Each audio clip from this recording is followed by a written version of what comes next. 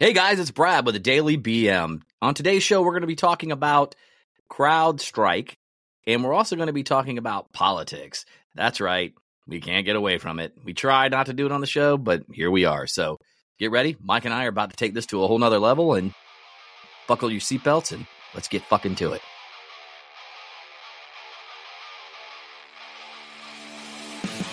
Hey, good morning, fuckers. Welcome to another day at the Daily BM. I got Mikey with me. What's going on?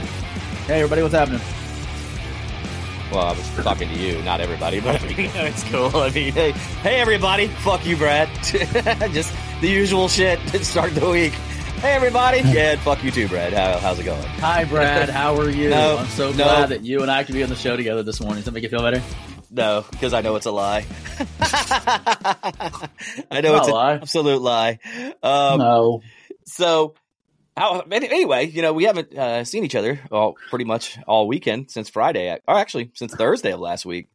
Actually, I don't think we've seen each other at all, except for on camera. We haven't been in person. Yeah, you were over here Thursday morning for the plunge. Yeah, so I think Thursday. Yeah, Thursday morning for the plunge. Speaking of which, my chiller came in this weekend, so I put it all together. It's been running. Oh, you bought a chiller? Mm-hmm. Sure did. Oh, nice. And it runs great. Gets it down to about 49 degrees, 48 degrees. That's where it's holding. Nice. I did it the smart way, though. You know what I did? I'm sure you did the same thing. But I actually iced it down to get the water cold so the unit didn't have to work as hard to get it there. No. Oh, you just said fuck it and plugged it in. Yeah. Not me, man. I doused it down because I wanted to use it on Saturday. So I was like, you know what? Fuck this. I'm going to go ahead and get the water down and then put it on there. So it's just been maintaining that temperature, which is cool. It's been hot as balls, too. I don't know about you. I wonder why you didn't show up this morning like you normally do. No, because we said Tuesdays and Thursdays. Didn't we? But you didn't show up on Mondays, too. Yeah, well, I didn't want to bother you. I know Mondays can be kind of hectic for you, so I didn't want to bug you in the morning. I know you're trying to get your workout. What'd you say? I just thought you'd show up. Nah, I don't. I try not to show up unannounced. You know what I mean? I hate when people do that to me. I know I've talked about it before, but I hate when people just drop by the house.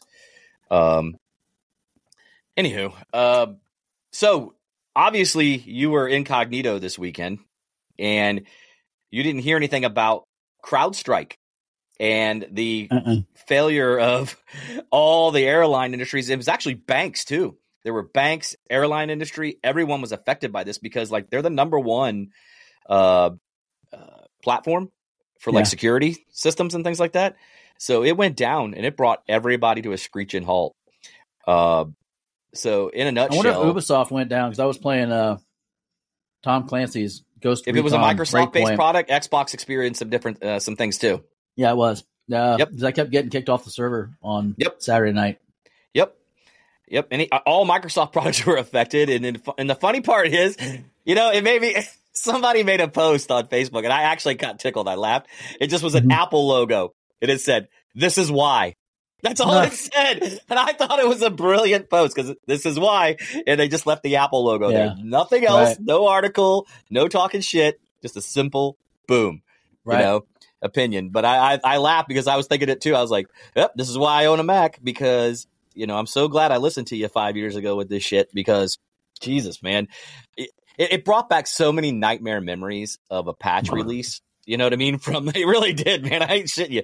Because, and here's why. A guy in my group, right? Yeah. On the Iron Council, he's an IT professional and for cybersecurity.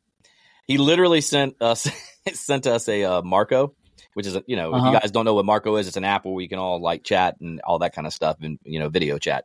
But he was like, "Oh, guys, I am absolutely exhausted. I got called at around 11:45 p.m. on Friday night. I have been here ever since." He goes, "We're trying to get this mess done." He goes, 24 hours of just straight work. And I was just like, man, it brought back memories of when the Windows servers would go down because of a patch release, dude, and the mail servers were down, and I got a phone call at 9:00 at night to meet people up at the office and let's get this fixed. So I had to meet Dave up there, and Dave's in there in one room, I'm in the other, and we're talking back and forth via our cell phones trying to figure out, how the hell to fix these patches. That's the one thing about Microsoft, man. It is such a nightmare. And and the fucked up part is it's literally one file that gets dumped into a sys file. Yeah.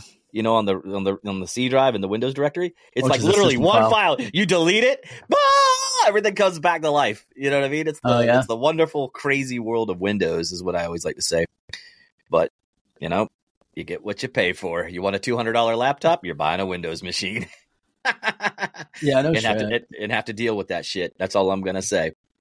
But I love me some Macintosh products. Yeah, man. Apple by far is just superior, period. I know we've talked about it before on Tech Tuesdays, but, you know, that's just how I feel about it.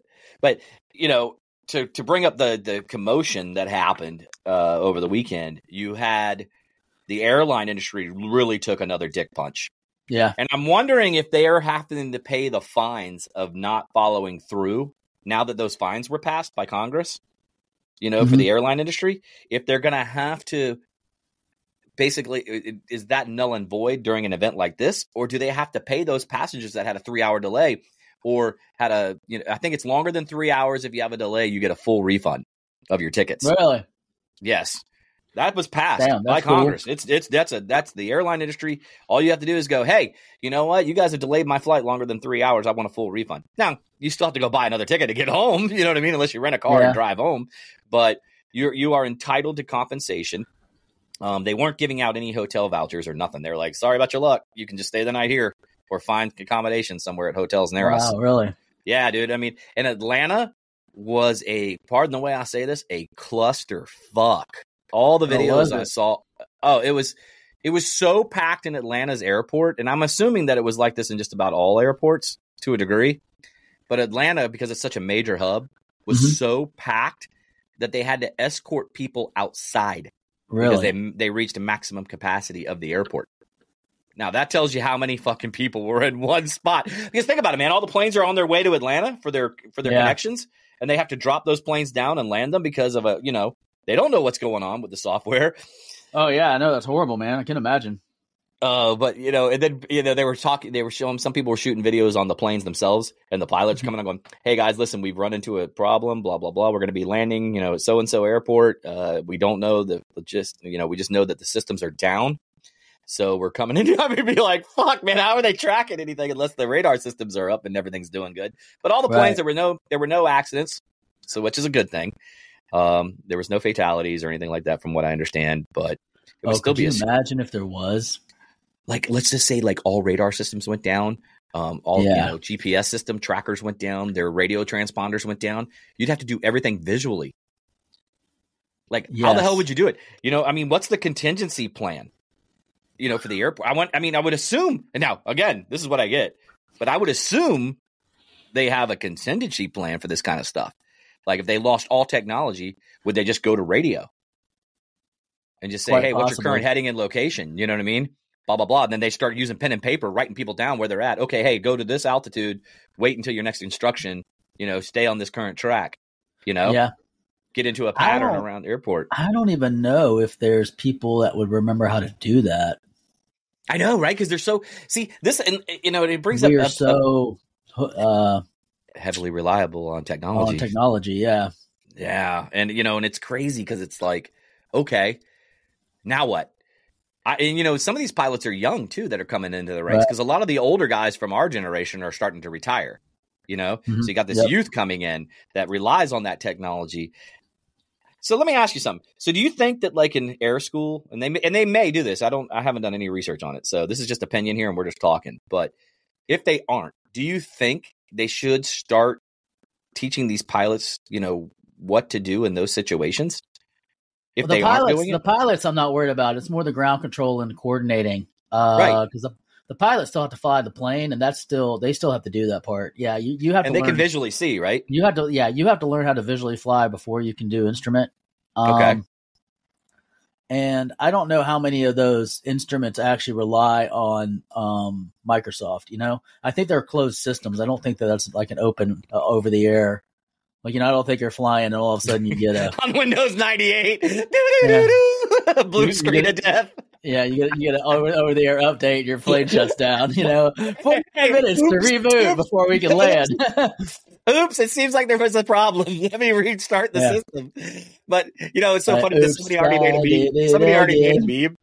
Somebody already made a meme of that shit too, where it showed like two pilots sitting in front of their seats, and all of a sudden it's like, attention passengers, we're departing into, out of Atlanta airport. Also, it goes, doom, doom, doom, doom. And it shows the blue screen. Dunk. Remember the stop command? Yeah, dude. Oh, that was the worst thing. That was the worst thing about Windows. It crashed a lot, dude. And it was unexpected. I always hated that. Unexpected.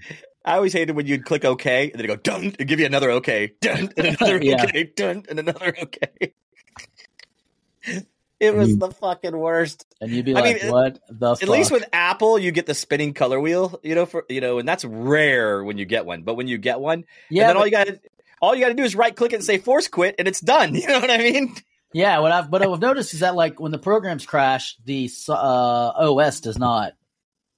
Oh yes, it waits for it waits to get all that freaking programming or that memory out of its memory of that particular application, and then it stays on.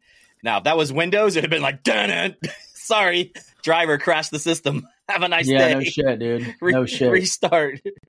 and the latest version of Windows has that stupid ass half smiley emoji.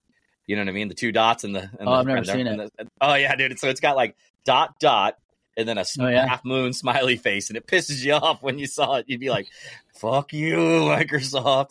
Because you'd be in the middle of something, man. And, the autosave never really worked that well with Microsoft. Their stupid autosave features, they weren't that great. So all of a sudden you come back and it didn't save anything. And you're like, really, Dick? Wow. Thanks, man. But, whatever. But so the airports had their issues, obviously. And then also, so did the banks. Banks were having some issues, too. So people weren't able to get money out and things of that nature. So you weren't able to log into you weren't able to log into your apps.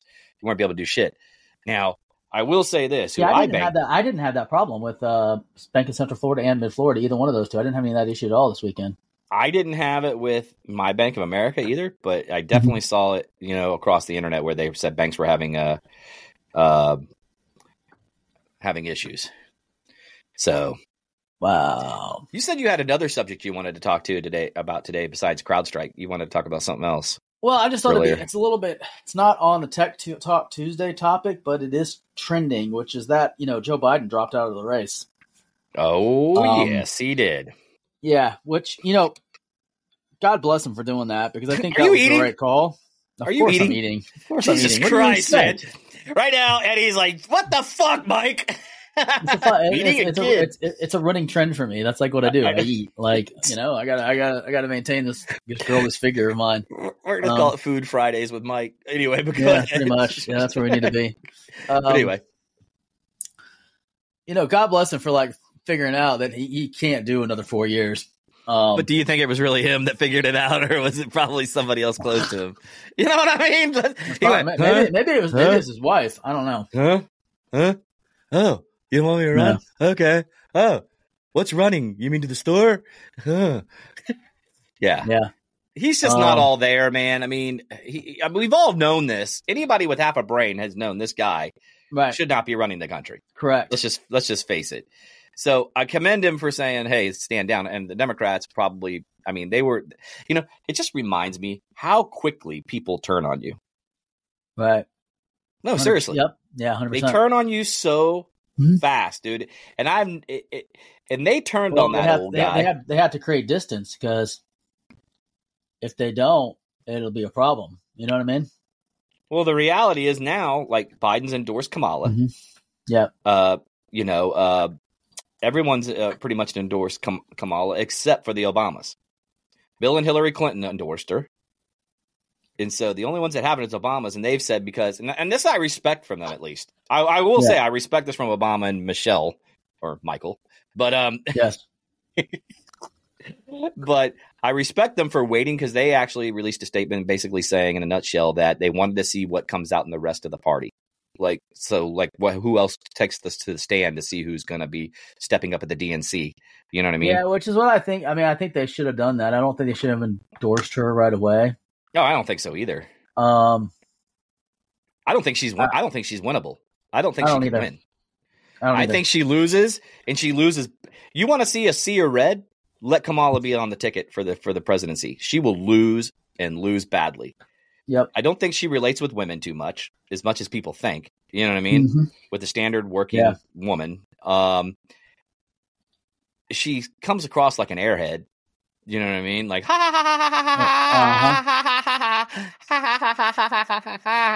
she's okay. Kamala Harris is that annoying woman you see at the bar that you try to avoid. Yeah. In a 100%. conversation. You know what I'm saying? It's like you see her from across the bar, and all of a sudden she makes eye contact with you. And you're like, oh fuck, I gotta talk to this bitch. You know what I mean? That's what comes across my mind when I see her on TV. I can't even stand to watch her. She gives me the heebie-jeebies, man. I mean, she just comes across like such a pompous ass that I can't deal with her. And then people can say what they want about Trump. We all know Trump's an asshole. You know what I mean? But sometimes you got to be a dick. You know what I mean? To get shit done. You know, and sometimes you got to be that guy that isn't well liked. I mean, if he just shut the fuck up every now and then, he'd be all right. Yeah. You know? Yeah. Yes. I think that's the thing. He's not used to being the politician to make everybody feel like happy. The warm and fuzzies. Warm and fuzzies is what I like to say. Yeah. He doesn't give off the warm and fuzzies, but I like his bluntness. Yeah. I don't like all the rhetoric where he starts talking about conspiracies and all of this shit. I mean, save that for the fucking internet. You know what I mean? But tell me what you're going to fucking do and what you're going to fix. You know what I'm saying? That's all I give a shit about. Right. And then do it. You know? I think as I don't know about you, and maybe I should be asking you this question.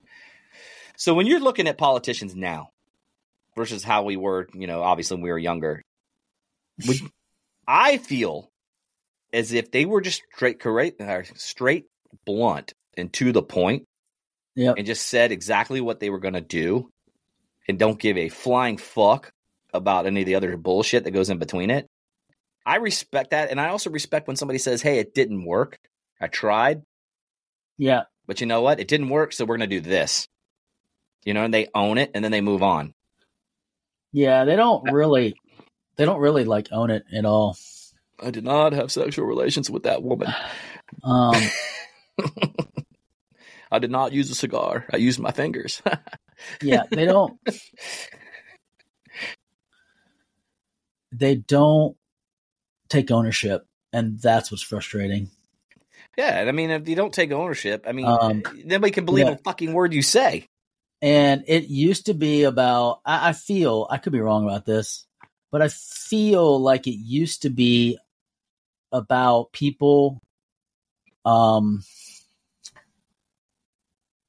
running on their values. Like, this is why you should vote for me. This is what I'm going to do.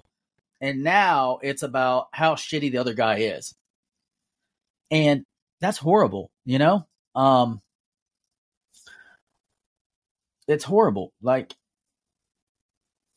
you know, I hear you. I mean, like, it's like you get frustrated as a voter. You get frustrated because it's like the playing field becomes so small because they all talk the same bullshit. And that's the thing I don't understand. Like when I see certain people on the internet, how they don't see through that bullshit. Like they are so walking around like this, like with blinders on, like a horse. You know what I mean? Right. Like they only see what that straight line. They don't see the curveballs, and they don't see the things that come off from the side that kind of make you go, huh? Yeah.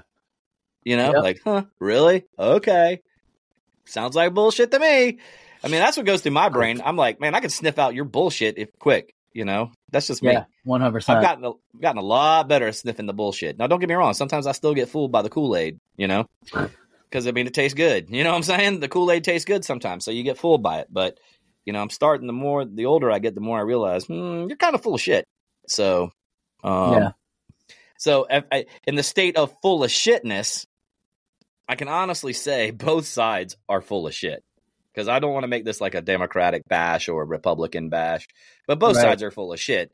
I mean, none of them really want exactly the best for us. They want to still control us, still tax us, you know what I mean, and line their pockets. That's my opinion. That's how I feel about the politicians. There probably are good people when they start out, and then they get corrupted. I mean, because it's easy to get corrupted by the money. Oh yeah, that's my 100%. thought on it. 100% on that. I cannot agree more. Well, if that's the case, all right, guys. Well, fuck it, we're out of here. Well, no, because like I think what happens is that you know you start off with the best of intentions, but then you get in there and I don't really feel like one person can make a difference. I think it's going to take a team effort. And then the problem is you have to like sell your soul to like become a politician. Mm-hmm. Because you have to get all these lobby groups. You got to get all this money. And where does the money come from? Rich people. What do rich people want in exchange? Favors. That's right. I mean, that's the bottom line. It's like, and then so like you get in there, and if you don't live up to what you promise these people that backed you, they're going to back somebody else next time, and you're out. Yeah, and if you piss somebody off, you're definitely out.